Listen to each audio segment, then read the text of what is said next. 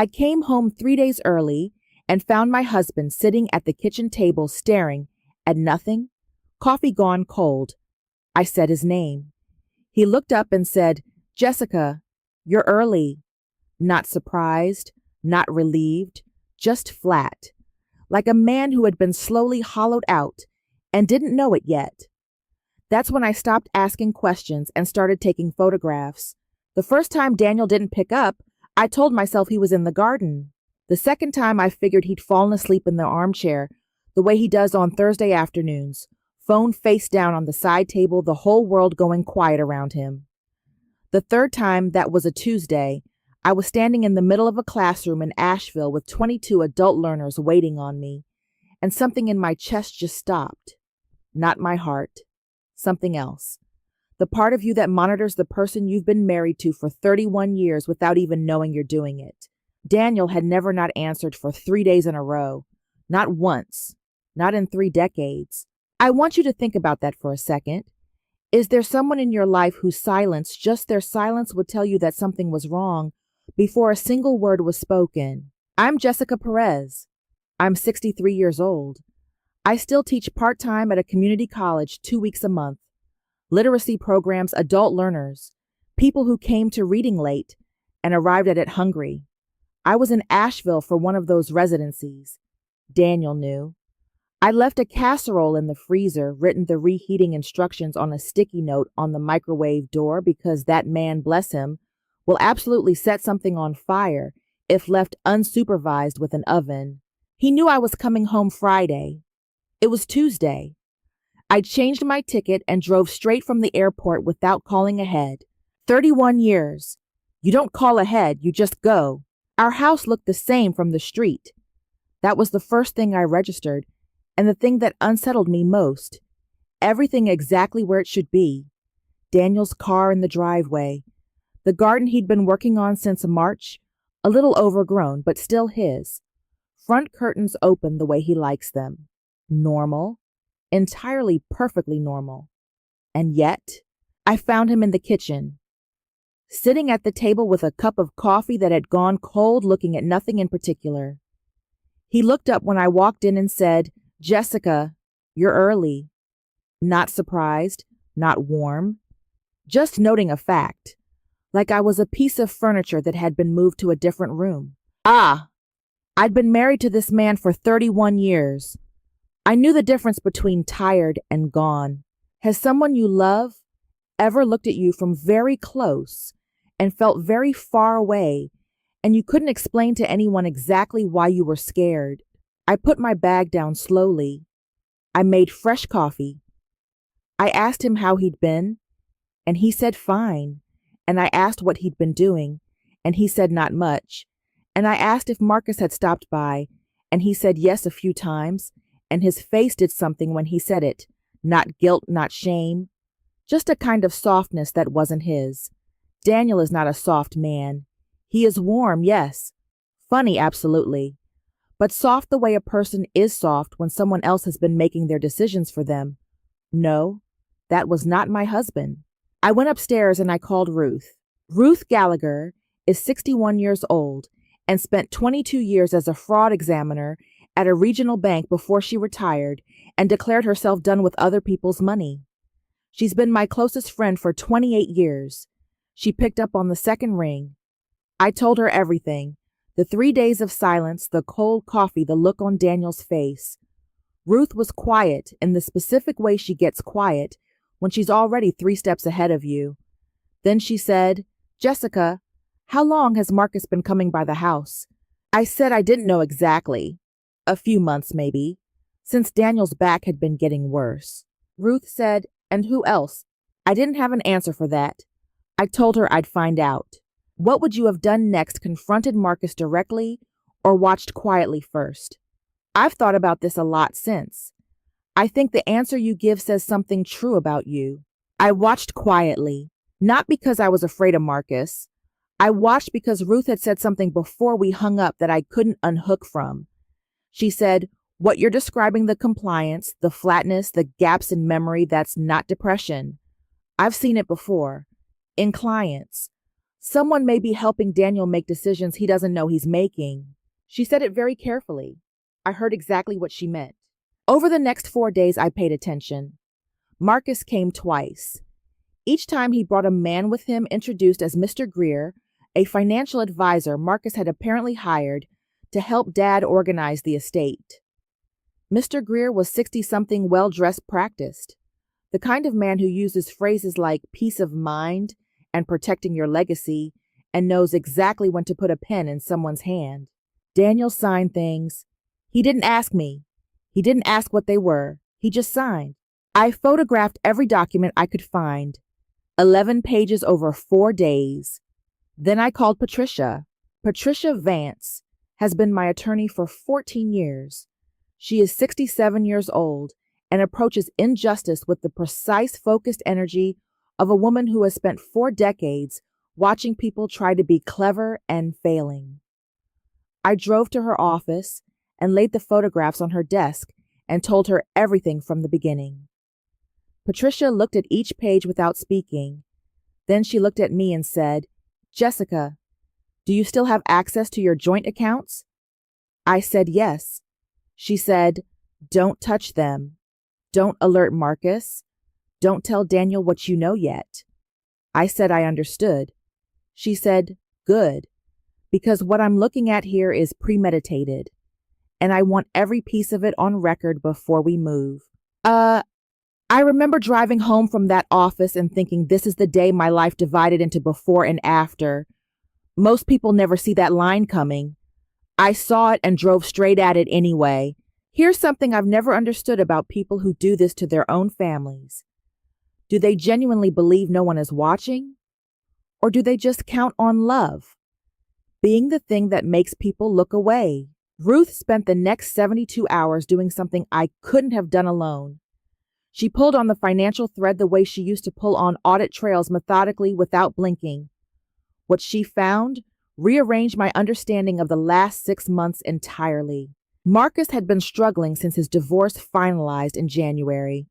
I knew the divorce. I didn't know the debt. $43,000 between legal fees and the settlement, most of it on credit he'd opened without telling me or Daniel. He'd come to his father first.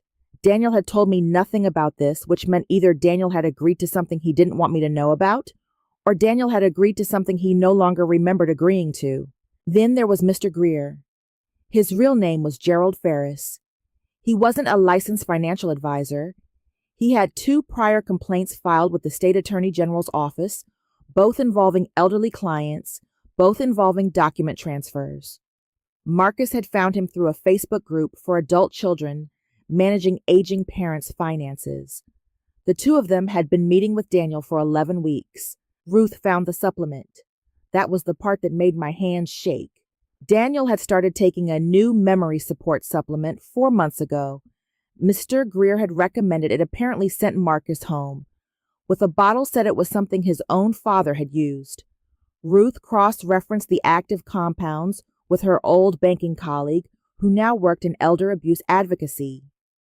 2 of the compounds, in consistent daily doses, produced exactly what I had been watching in my kitchen.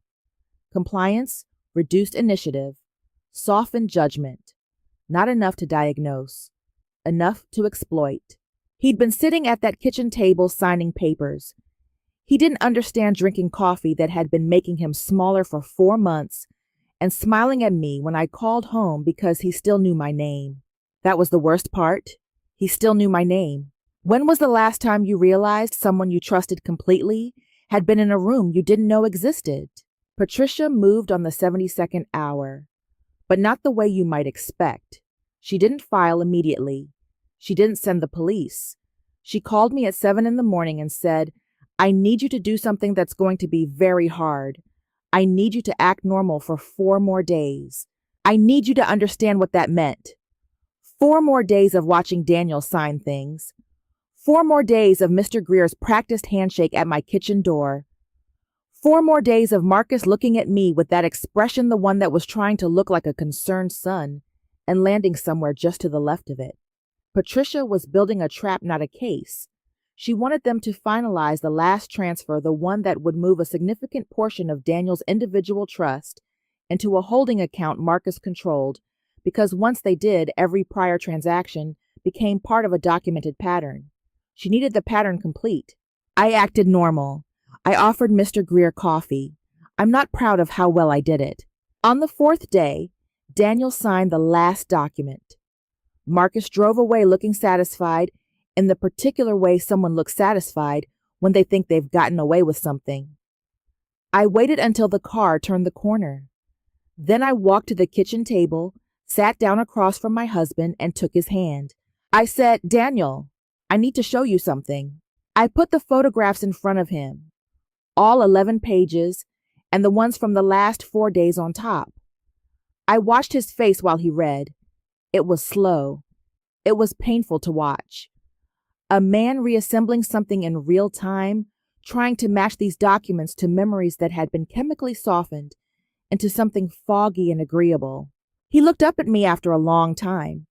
He said in a voice that was quiet and bewildered, and absolutely his, "Jessica, what did I sign? Would you have answered right away?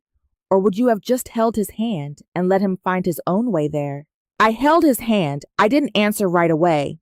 I let him sit with it, because he deserved to arrive at it himself, and because there was nothing I could say that would make that moment easier, and because he was still my husband, and he had just understood in this kitchen on a Thursday afternoon that his son had spent 4 months borrowing him from himself.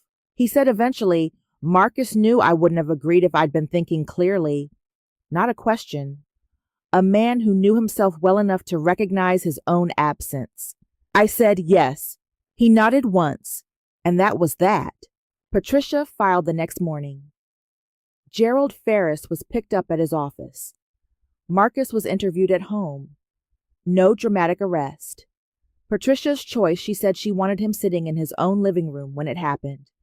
The documents were frozen. The transfer was reversed.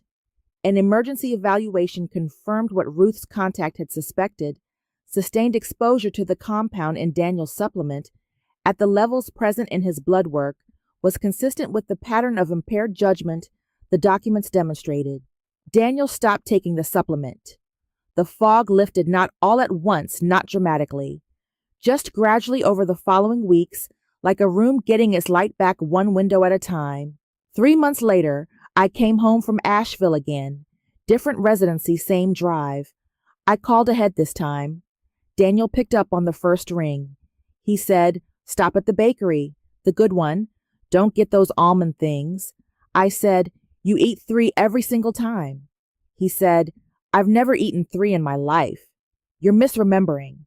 He was already arguing about pastries. He was going to be fine. Marcus faces charges of elder financial abuse, fraud, and conspiracy. Gerald Ferris faces additional charges from the Attorney General's office.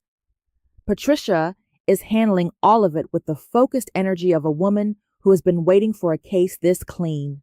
I'm not going to tell you how I feel about Marcus. I've thought about it, and I don't think that part is finished yet. What I will tell you is that I go back to that Thursday afternoon in the kitchen. Sometimes Daniel's face while he read those documents, the exact moment he understood what had been taken from him without his knowledge. That image is mine to carry. I've decided to carry it carefully. Ruth came over the evening after Patricia filed. She brought soup, the kind she makes when she doesn't know what else to do, which tells you everything about the kind of person she is. We sat at the same kitchen table where Daniel had read those documents and didn't talk about Marcus or Greer or the charges. We talked about the first time Daniel and I drove up to Vermont and got lost for 2 hours because he refused to stop and ask directions, and I'd already figured out the route 20 minutes earlier. We laughed, the kind that comes when something is finally over. Daniel walked in halfway through, poured himself coffee, said, "Are you two telling the Vermont story again?" Ruth said, "We're telling it forever." He sat down and we finished it together. You cannot watch every door. You cannot protect the people you love from every person who will look at their trust and see a resource instead of a gift. What you can do is pay attention. What you can do is know the sound of their silence well enough to hear when it changes. What you can do is show up 3 days early and sit across from your husband and not look away until you understand what you're seeing. That's what I did. I'd do it again before the coffee finished brewing. Before you go, I want to ask you this, and I mean it genuinely. Have you ever noticed a change in someone you love and talked yourself out of saying something and later wished you hadn't? What stopped you? Tell me in the comments. I read every single one, and I think this conversation is more important than most people realize. If this story stayed with you, share it with someone who needs to hear it. You already know who that person is.